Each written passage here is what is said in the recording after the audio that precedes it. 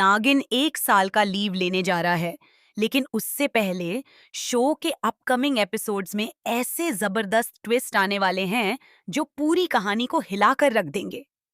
जहां एक तरफ राधिका अपनी चालाकी और धोखे से नागमणि हासिल कर लेती है और उसे अपने बाबा को सौंपने के लिए निकल पड़ती है, वहीं दूसरी तरफ किस्मत उसका साथ देने के बजाय उसके खिलाफ खड़ी नजर आती है। कहते हैं ना कि धोखे से पाई गई ताकत कभी स्थायी नहीं होती, और राधिका के साथ भी कुछ ऐसा ही होने वाला है। वह नागमणि और ड्रैगन मणि को मिलाकर एक नई और असीम शक्तिशाली मणि बनाने की कोशिश करती है, लेकिन उसकी यह कोशिश पूरी तरह नाकाम हो जाती है और उसके हाथ खाली रह जाते हैं। यह नाकामी सिर्फ एक हार नहीं, बल्कि आने वाले बड़े खतरे का संकेत है, क्योंकि अब राधिका और उसका बाबा मजबूर होकर उस नाग मंदिर की ओर बढ़ने वाले हैं, जहां एक भयानक श्राप है और जहां प्रवेश करना हर किसी के बस की बात नहीं है। इस नाग मंदिर की सबसे बड़ी खासियत यही है कि वहां सिर्फ नागरानी ही प्रवेश कर सकती है। कोई साधारण इंसान या कोई भी अन्य शक्तिशाली प्राणी भी वहां कदम नहीं रख सकता। ऐसे में राधिका के सामने एक नई चुनौती खड़ी हो जाती है, क्योंकि उसे वहां जाने के लिए कुछ बड़ा कदम उठाना पड़ेगा।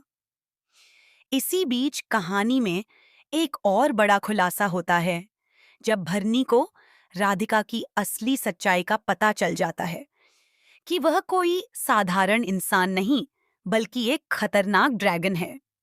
यह सच्चाई सामने आते ही हालात और ज्यादा खतरनाक हो जाते हैं, क्योंकि अब राधिका अपने राज को छुपाने के लिए किसी भी हद तक जाने को तैयार है।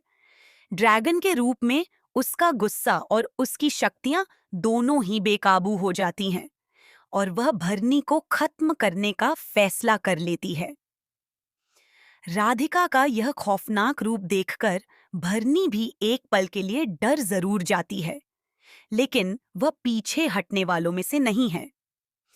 जब राधिका उसे धमकाते हुए कहती है कि उसने उसकी रानी को भी मार दिया है और अब उसकी बारी है, तब भरनी की आंखों में एक अजीब सा आत्मविश्वास नजर आता है। वह बिना डरे राधिका को जवाब देती है कि उसकी रानी मरी नहीं है, बल्कि वह जिंदा है और वापस आ रही है और बहुत जल्द राधिका के सामने खड़ी होगी।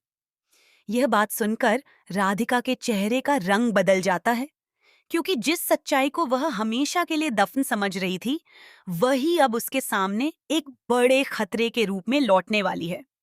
आने वाले एपिसोड्स में यही देखने को मिलेगा कि क्या सच में नागरानी की वापसी होती है? क्या राधिका अपने डर और अपनी गलतियों का सामना कर पाएगी?